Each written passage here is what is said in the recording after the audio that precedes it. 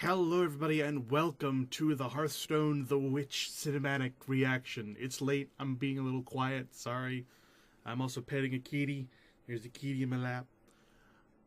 So we're going to react to this, but we're also going to do a few other things. So as usual, I'm going to react to it, we're going to analyze it, and then after that, we're going to look at some actual tarot cards and sort of divine some stuff. Now, to be absolutely clear, I believe in this stuff about as much as I believe any deck of cards can predict anything or say anything meaningful in any way, which I guess would be A, 4, and 2. A42, the solution to everything. Kitty, that is a drawer. You're not supposed to be going in drawers. Crazy. So, yeah. Usually tarot cards are done with 3. We also heard some rumors of 2 more being revealed. We're going to do one reading where we assume that that's not true, and another reading where we assume that it is. So this is just going to be for fun and silliness. And yeah, so first let's get into actually watching Kitty. Would you come on? What are you doing?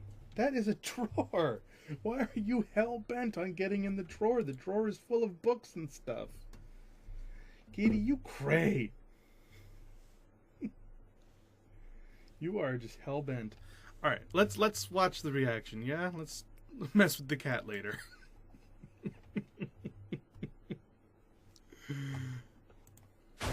The cards see a heart that is stony and a totem that's all kinda bony. This witch in such danger will soon be no stranger, 'cause she's gonna be our new crony. We welcome you into this room, and we promise your enemies doom. Just one more who's coming. The last one I summon is a fella who makes things go boom.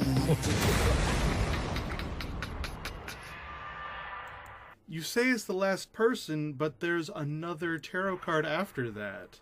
So I guess the last person is showing up on his own? I don't know. That's sort of wonky. But, so, a fella that makes things go boom, that's gotta be Dr. Boom, which was one of the people that was leaked, so we're thinking that the last person is probably going to be Ratham, the Supreme Archaeologist. Which, you know, would make sense. So, yeah. Let's go over to the tarot thing. So, before we actually do the tarot reading, I did sort of like Tarot 101. How do you actually read the darn things? So first you create a question, then you lay out the cards, and then you interpret the cards and sort of figure out what it means for you, aka make shit up. So we don't have to do the second part because we already have the cards, or I already have the cards in mind of what I want to use. Okay, Kitty, go on. You are crazy. You are a crazy kitty. Go on. So I already have the cards in mind, and I have done a little bit of that interpreting for myself because the cards don't mix well with this. Obviously, there's no witch, there's no kobold. You know, there's nothing like that. So I'm having to use the I'm having to interpret it into what it is. So we've got the 3, and then we're going to do the 5. Yeah? So let's see. What is our question? First of all, what is our question that these tarot cards are going to be answering for us? Probably, what can we expect for the Year of the Dragon? Yeah? Let's go with that question. What can we expect for the Year of the Dragon? So our first tarot card, which is for the Fortune Teller, we have the Wheel of Fortune, and I'm using tarot.com. It's as official as I can get. It's not perfect, but nothing is. So we're just gonna live with it. We're just gonna move on. So the Wheel of Fortune. The central theme of the Wheel of Fortune card is cyclical change. The wheel keeps on rolling, turning events in a ceaseless progression of ups and downs, either way freeing us from the past. No one can escape its cyclical action, which can feel somewhat terrifying, no matter whether we are rising or falling. When one is balanced on top of the wheel, there is a moment of crystal clarity. However, the only part of the wheel that's actually not going up and down is the hub, which represents your eternal self. So I think we can pretty much say that the first part, the fortune teller card, is telling us that the year of the dragon is coming. It's a new meta. It's gonna bring change. It's gonna be new and different, and we kind of already knew that. I think we can sort of safely say that that one is true. What was the next one? The next one was the king for Togwoggle. Now there is an emperor card, but I thought that that one was just hitting it a little bit too on the nose. So instead, I decided to go with the king of coins. I thought that was a little bit more accurate. So what is the king of coins? The king of coins, representing the energy of a king. This card is in the suit of coins or pentacles, displays one who has accomplished a lot in life and has arranged his or her affairs so that he has much good to show for it. Possessing a practical genius in the ways of the world, he loves to build things. Because he's so good at deal making, this character is privy to the biggest deals in town. He has the power to make or break people financially. Although this does not always win him love, it certainly earns him respect. In previous centuries, this card often referred to the myth of Midas, who loved gold so much that he was cursed so that everything he touched turned to gold. One day, his daughter reached out to him and was turned to a golden statue. This story illustrates the downside of letting material security take too much precedence. While the character of this card understands the value of wealth, including the burden it produces, he or she is mature enough to keep things in perspective. Even though the suit of coins represents the material realm, this king is not just a materialist. His sovereignty reflects higher values, as well as general welfare and prosperity. So this is about Togwoggle. Yeah, this doesn't seem super about him, but if we were to say this was more about the Year of the Dragon, then what would this mean? More free stuff, maybe a larger, maybe more shop stuff as well. Maybe this is predicting that we're going to get old things in the store. Like maybe we'll finally get the previous expansions that were removed and put into Wild, and their cards you can't buy on the store. Maybe this is saying that maybe we will. There will be more things for us to buy. However, we'll all end up all the richer for it. There's going to be more events. We know that one is true. There's going to be more events. But maybe there's going to be more things to spend our money on. It could be more real-life money things, which is certainly plausible. This is Blizzard we are talking about. There could be a lot new stuff added to the shop that isn't necessarily what we want. But if we were to take this in a more positive light, we could say that it's going to bring the things we want to the store, which is past packs. So maybe we'll get some past packs. What was the next one? Hagatha, the one that we just watched for.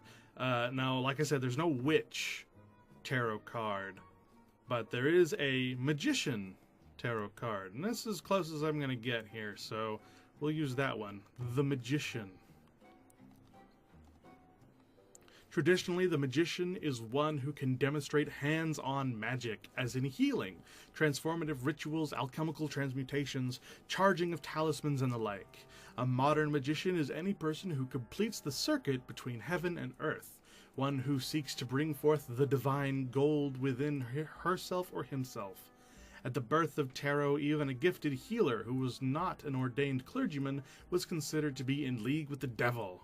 For obvious reasons, the line between fooling the eye with sleight of hand and charging the world with magical will was not clearly differentiated in the early tarot cards.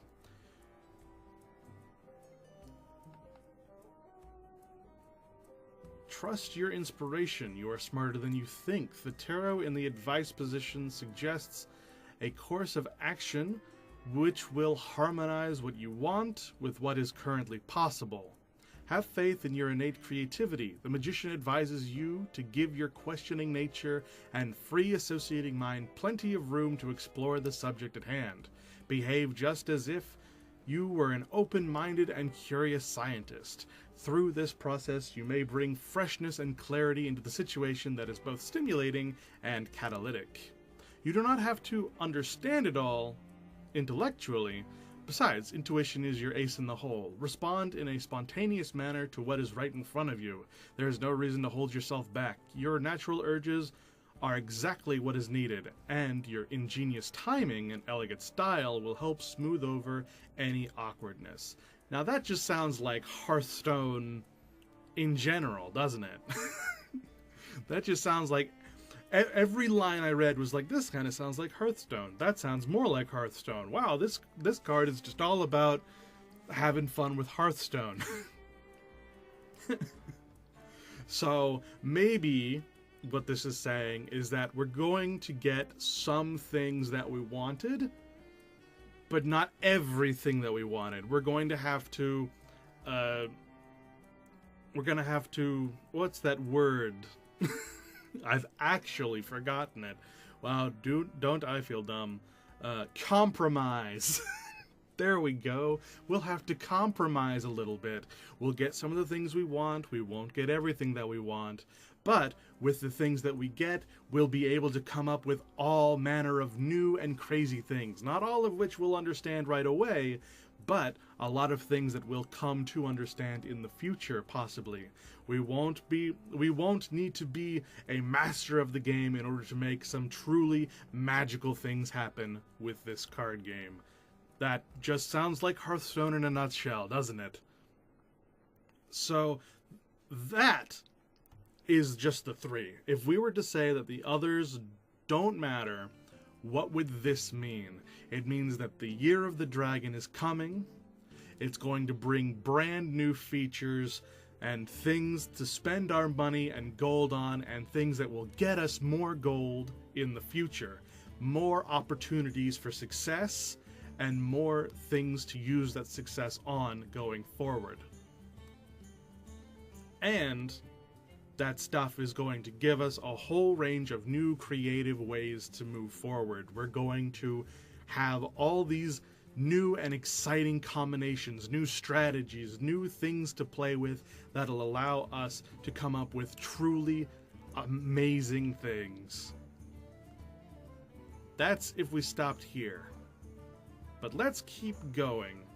So, assuming that the next one is Dr. Boom, this one I had to get really creative on. So, here's my thought process for this one. And the cards, they're so restrictive. There's just like the 24 things that are named, like the Wheel of Fortune and the Magician, but then there's also the entire coins deck, the entire wands deck, and it's just 1, 2, 3, 4, 5, 6, 7, 8, 9, 10, Jack, Queen, King, like a normal thing of cards. So I had to get real creative with Dr. Boom. So what I decided to think of it this way.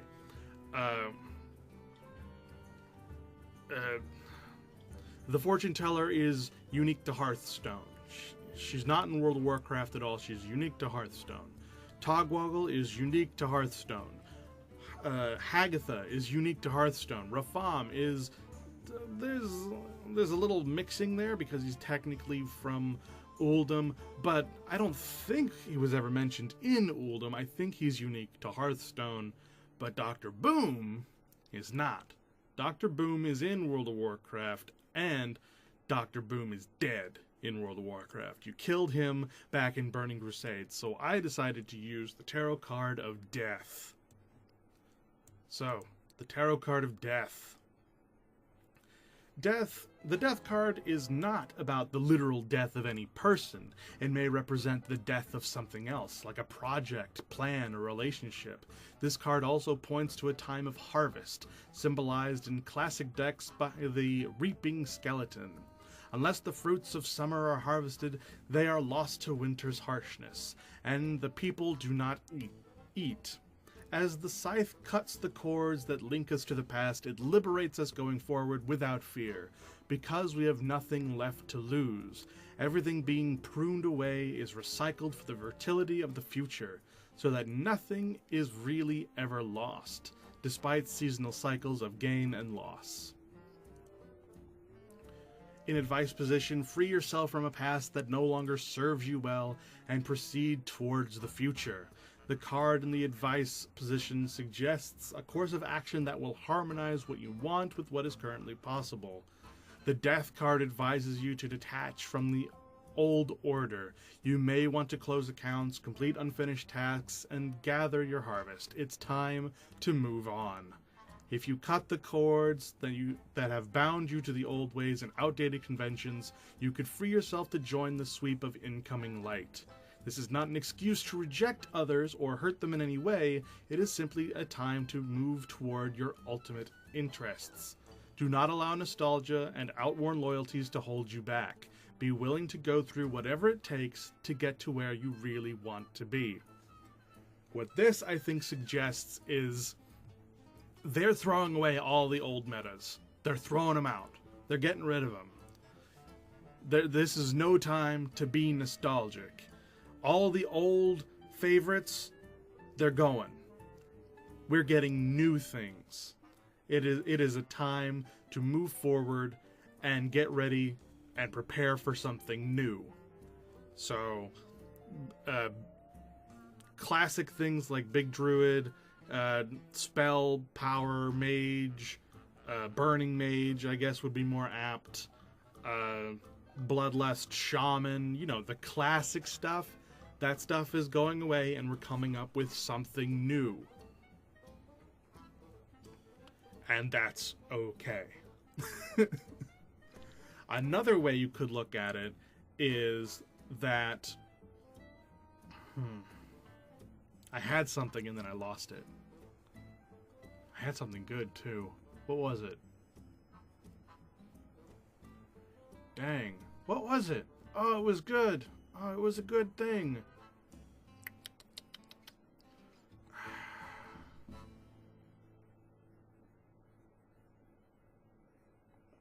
Oh, I remember. It could also suggest that more things from Classic are being relegated to the Hall of Fame. It could suggest that they might actually just take out the Classic from Standard altogether. They might say, okay, this one's not working. Let's take out Classic from Standard and put in something else. They could decide to take out Standard and put in a different expansion, or they could choose to take out Standard just on its own as it is, and instead just give people some other Classic deck, some other, like maybe the next expansion will have a new Classic that will, in the future, replace the old Classic. That would be interesting, and it would definitely shake everything up. It would change everything, because a lot of decks, like one of the things that Hearthstone, that the creators of Hearthstone eternally have to deal with, is that the Classic set is what defines things. So they have to keep on taking stuff out and putting them into the Hall of Fame in order to really shake things up. Well, what if they just took out the Classic altogether from Standard and created a new deck that would be the new Standard? That would change every class definitively going forward. And not that you're losing the old stuff, but it would be relegated to Wild like new decks would be. That is a very interesting idea. And either way, I think, is actually a very interesting, very risky move going forward, but not necessarily bad ideas. And then, what is the last one? Okay, so the last one we're going to assume is Rafaam, the Supreme Archaeologist. Now, there is no Archaeologist card. There's no searcher, no hunter card. You know, none of those things would really work. No mummies, no mummy card. What there is, though, is the deck of wands, which it says can also be interpreted as the deck of staves or staffs. Now, in the archaeology thing, you're hunting for a staff, the staff of creation or something. I don't remember what it's called. The rod of creation, something like that. Kitty, you are playing with bags. Could you not? Oh my gosh, this kitty is just starving for attention. I've got to finish up this episode. So we're gonna go with the King of Wands, or the King of Staves. So here we go, the King of Staves, the King of Wands. This suit, most often called... Kitty, please. Come here. You are a crazy kitty. This suit, most often called wands and sometimes called rods or staves, represents initiative, ambition, drive, and desire. This is the suit of enterprise and risk-taking, traditionally representing the energy of a dynamic king. This card represents the classic conquering hero. He's a charismatic leader, entrepreneurial and ambitious, always creating new adventures. He does this because he doesn't like to stay home or to have to mind the store. He gets to feeling restless and bored with the predictable. If you need a crusader or someone to take on a big challenge, he's your man. He needs a big assignment and would rather lead than follow. In the advice position, the possibility of success is open to you. There are no substantial obstacles. The King of Wands in this position reminds us that our lives are designed to bring us eventually to a place of self-ownership. An opportunity for self-empowerment is presenting itself to you now. Recognize that through your attitude and the way you express yourself to others, you hold the power over your own experiences in life. You are the determining factor in this situation, and circumstances will proceed in the direction that you steer them. Indecision or doubt are not appropriate responses when clarity and confidence are critical. As you take on a bigger role, it will begin to feel more comfortable. Seize the opportunity to influence events because everything is waiting for you. Now, two thoughts jumped in my head immediately. First, maybe this is talking about Hearthstone Brew. Remember the owner of the tavern that Hearthstone is based on. Maybe he leaves the tavern. Maybe he goes on an adventure, and we go with him. It's more than just creating new adventures in the way that, you know, we know that the Year of the Dragon is making new adventures. Maybe Hearth, or one of the other characters that are in that sort of, you know, fantasy realm, is the main character. Or maybe we're the main character, and we're going on this adventure. We know that the three adventures are going to be linked together. So we're going on a grand adventure, or maybe Hearth is going on a grand adventure and taking us with him. So that's an easy way to read it, because we know that we're getting three new adventures and they're going to be linked together. Another way to read this is that we are going to have more control going forward on how Hearthstone shapes in the future. Maybe they're in need of some new ideas, or maybe they're becoming more open to new ideas because enough time has passed that what they've wanted to do with Hearthstone is done, and we, the community, can begin to have more say in what goes on moving forward. Like, for example, the adventures. We had the adventures that you had to pay 700 gold for. You did the adventures, and then you got a specific reward in the end. We had the adventures where they were free, and you could go on these adventures, but you didn't get rewarded with much, maybe a card back. And now we're having the adventures where you have to pay 700 gold, but instead of getting unique cards, we're getting more packs. It's still a reward, but it's, instead of specific cards that you would be missing otherwise, it's just packs. It's sort of a middle of the ground, a middle of the road compromise sort of thing between the three, and then we'll get to choose which one we prefer. And that will be the standard going forward. Or maybe they'll continue to tweak stuff, but we're going to have more say in that. That would be nice. But either way, it's very interesting. So what altogether would this mean for the year of the dragon? All of these put together. I've said what each one means individually. I've said what the first three mean. What about all five? We have the Wheel of Fortune, the King of Coins, the Magician, Death, and the King of Wands. So the Year of the Dragon is coming. It's going to be full of new opportunities. It's going to give us a lot of new creative ideas to come up with ingenious new things. It's going to allow us to have more crazy, cool stuff going on. But we need to be able to move forward. We can't be holding on to old things. We can't hold on to old metas. We can't hold on to old decks. We might not even be able to hold on to old sets.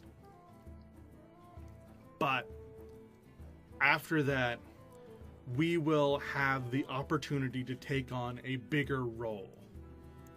And moving forward is going to be an adventure. That's kind of poetic, and it's kind of cool. But remember, I don't believe in any of this crap. I just thought this was fun. I hope you got a kick out of it, and if you think I'm right, or if you think I'm full of crap, which I am, then, feel free to talk about it and message me about how I'm stupid. I don't know. I just thought this was a neat idea, and yeah. Okay, Cat is really wanting attention. I'm going to go now. Goodbye, everybody. Goodbye. I hope this was fun. Goodbye.